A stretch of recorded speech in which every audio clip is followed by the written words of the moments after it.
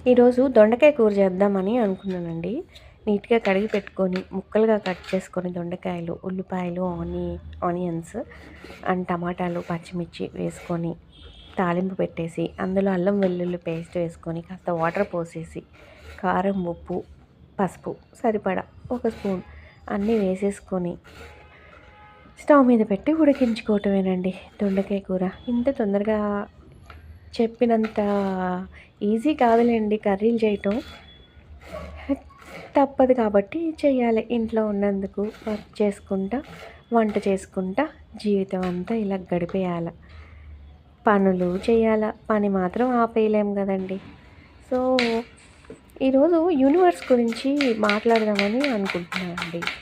యూనివర్స్‌ని మనం ఏది అడిగితే అది ఇస్తదండి. దానికి తగ్గ రిజల్ట్స్ కూడా అలాగే ఇస్తది. మంచి అడిగితే మంచి ఇచ్చిద్ది, చెడు అడిగితే చెడు కూడా ఇస్తుంది.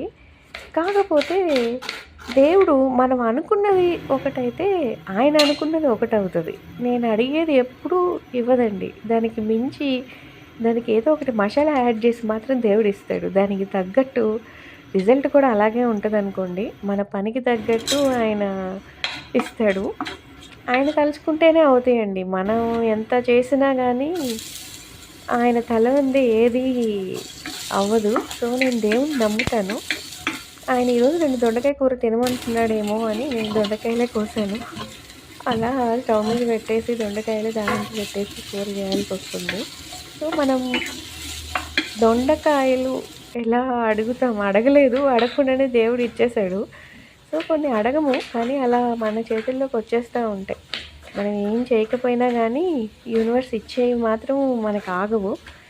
సో, మనం ఏది అడిగితే అదే ఇస్తుంది. దానికి తగ్గట్టు అలాగే పర్యవసానాలు గూడా ఉంటాయన్నమాట. సో, అడిగే విధానంలో గూడా మనం దేవుడిని కొంచెం ఒళ్ళు దగ్గర పెట్టుకొని అడగాలని నేర్చుకున్నానండి నేను మాత్రం.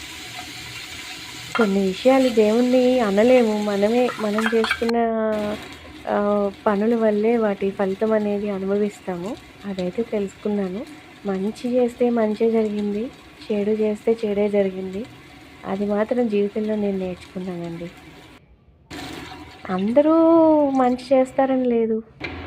ఎవరు అందరూ చెడు చేస్తారని లేదు. ఎవరిష్టం వచ్చినట్టు వాళ్ళు ఉంటున్నారు. అలాగే యూనివర్స్ కూడా దాని ఇష్టం వచ్చినట్టు మనకి రిజల్ట్స్ ఇస్తదండి. కానీ కష్టపడితే అది కూడా మన కష్టాన్ని చూసి కరిగిపోతదండి యూనివర్స్ కూడా. అందుకనే రోజు పని చేస్తూనే ఉండాలండి. ఎక్కడా మనం పని చేయకుండా ఉండకూడదండి. మైండ్ ఎప్పుడు యాక్టివ్‌గా ఉండాలా. సో, అప్పుడే అందంగా మనం ఇట్లా